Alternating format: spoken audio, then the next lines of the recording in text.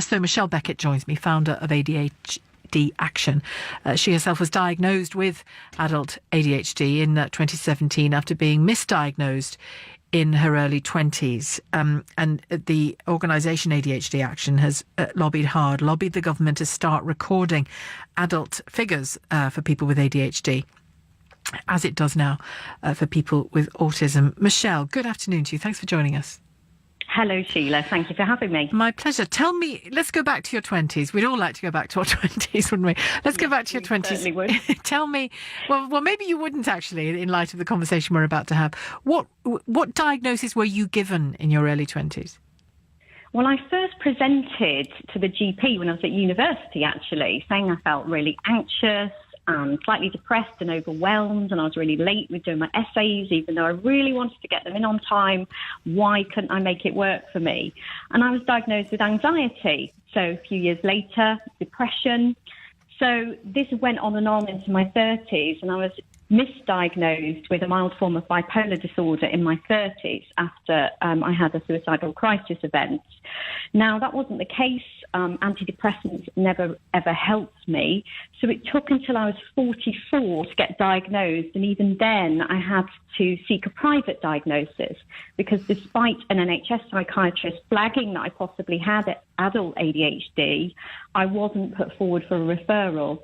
And this is so often the case that even when ADHD is flagged, adults cannot access a diagnosis.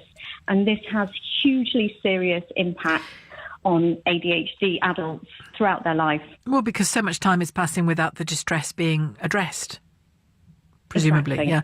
Tell me, the diagnosis you were given, anxiety, I can understand that mistaken diagnosis, Yes. given what you were describing.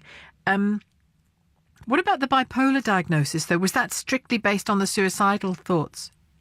Well, it was partly based on the suicidal thoughts, and I didn't stay depressed for very long, so I only sort of went into a depression, for a day or two. It was almost like an overwhelm. It wasn't a depression which lasted, several weeks or months. But then they'd ask questions about, do you ever get excited about work projects or any hobbies, and maybe find trouble sleeping because you're so interested in something? And I said, yes, of course I do. So they took that as hypomania in bipolar diagnosis, but it actually wasn't. It's ADHD hyperfocus. Hyperfocus, yeah. Really interested in something, which is Richard Beckett would explain. Yes. It's almost like a superpower for people with ADHD, and it's actually quite useful. Yeah. So if we support people with ADHD, they can really flourish, because we do have traits that tend to be useful, as Richard pointed out. So we tend to be quite creative and driven and think in a non-linear way. I love the way he described it as it's increased his appetite for life. It's part of why he is so enthusiastic about life. Yes, and I feel the same way, and I would not switch mine off, even though it has caused me pain, and I have been in very low places throughout my life because of various decisions I've made or feeling so overwhelmed. It's part of who I am as well, and I wouldn't switch it off for all the money in the world. All right, well, what would you switch off from it? Because clearly you still wanted help about it. Yes, well, I have actually got my help. So my diagnosis last year was life transforming. So it removed all of the guilt and all of the self-beating that I'd done over the years. Why can't you do this? Why can't you make this work? Why have you left this to the last minute? Why are you so disorganised? Why did you speak out of turn? It removed all of that guilt. And I thought, okay, I can't help this. My brain is wired differently, and my neurotransmitters don't work as well as other people, but that can have its advantages. Yeah. So now I don't have the downsides. I'm medicated. And there's a huge stigma surrounding medication, saying, chemical kosh, or it dulls people, or it turns kids into zombies. Nothing could be further from the truth. It's actually enabled me to get on with my zest for life and actually make things happen, as I'm doing now with ADHD Action.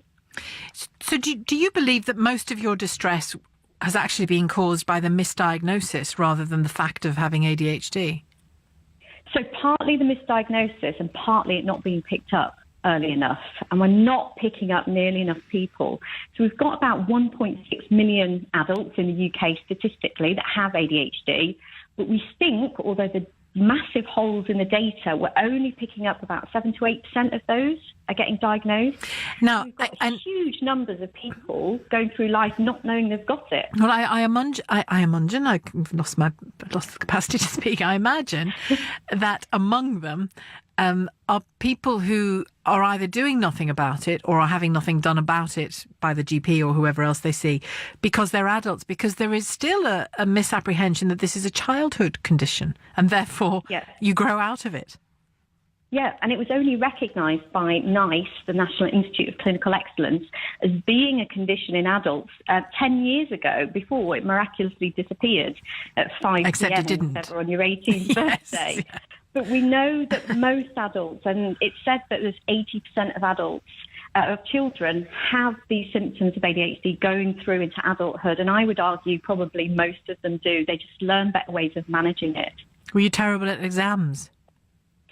I was good in exams, actually. Hyper-focus. Under pressure. I wasn't very good at revising for exams or getting work done on time. And that's the key here. So what we need to be looking for with our children and adolescents is not just the physically hyperactive kids or the kids that struggle at school or misbehave. It might be a girl, for example, who's a perfectionist and really struggles to get her homework done, gets really anxious about it, or a girl or a boy who's really helpful in the classroom and wants to sharpen all the pencils or give out the exercise books, or somebody whose mind wanders because of the inattentive form of ADHD, which used to be called ADD, that people present with, daydreamy type ADHD, and those people aren't getting picked up either.